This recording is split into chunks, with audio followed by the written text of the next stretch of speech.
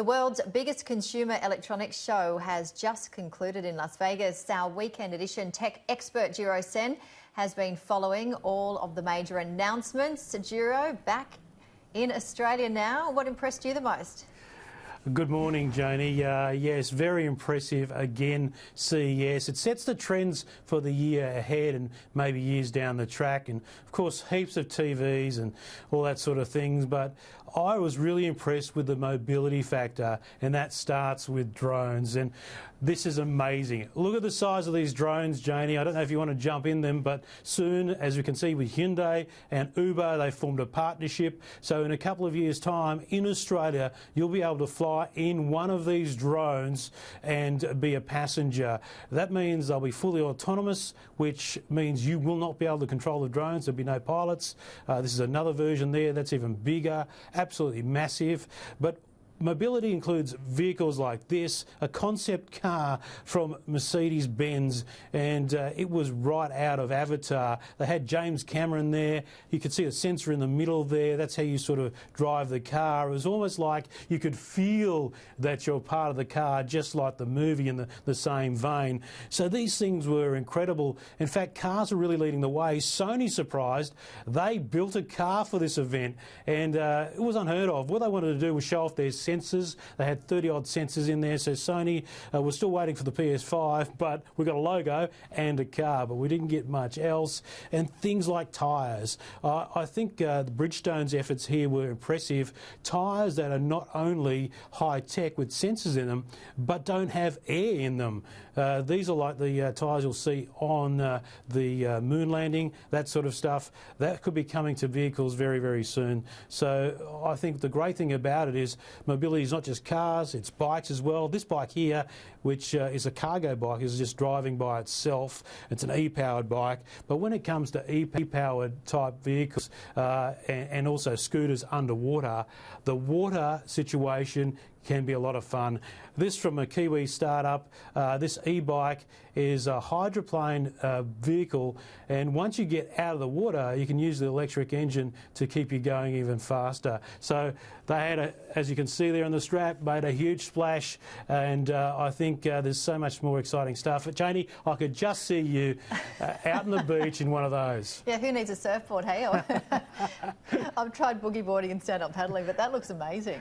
Yeah, it certainly is. So, you know, I think we're pretty excited about the mobility factor. Absolutely. I saw the Segway cars as well, which apparently you can ride around in the malls and the airports and so forth. But yeah, I'm sure that the young ones, including my boys, will be loving those drones. They've got drones about this size, not the massive ones that we saw there. And Tim Gilbert, we spoke to yesterday, is in the Magic Millions, and he was showing off being in an Aston Martin. So hope he's watching right now. Yeah, Timmy. Yeah. It's a bit early now, isn't it? Djuro, what about health and fitness? Anything new there? Yeah, lots of stuff in terms of sensors, and one of the coolest things I thought was this smart bath mat.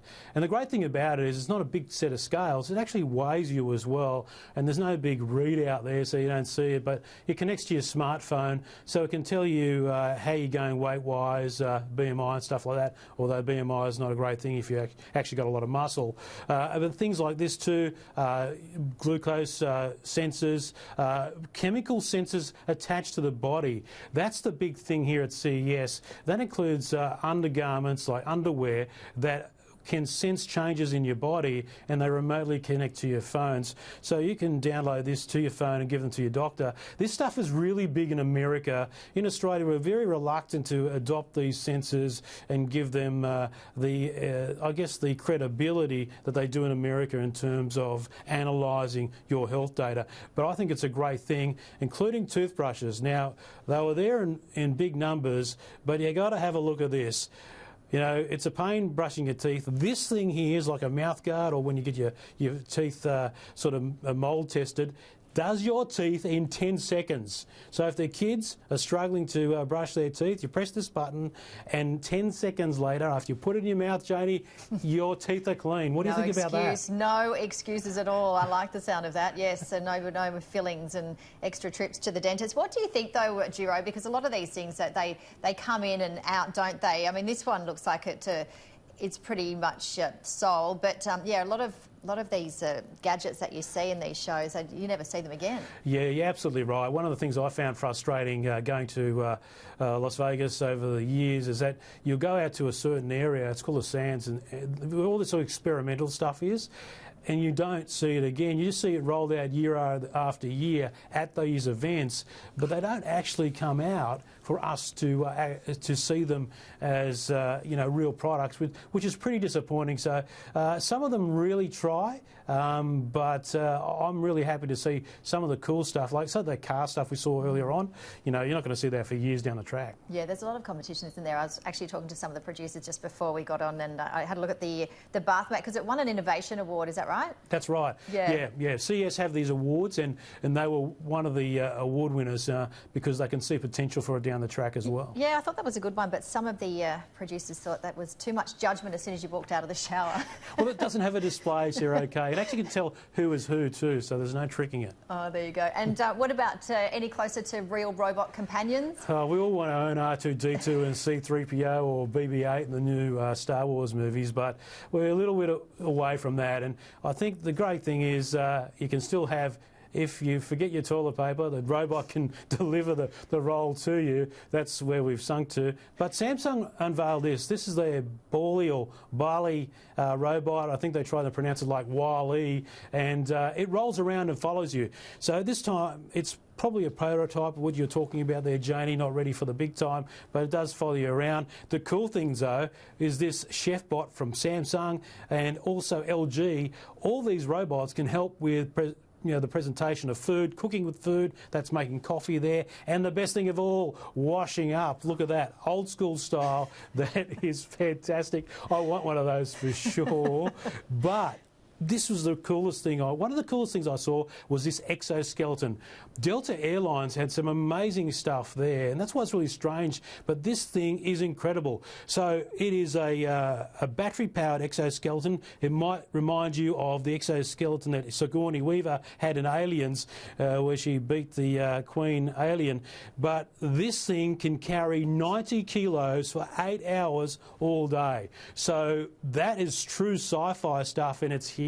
So Delta Airlines showing some cool stuff. So, those heavy, be careful when you can dance around, be careful the load is heavy. Well, not a problem now, but how cool is that? And you could try it out too if you were there. You didn't bring that into it today with your props?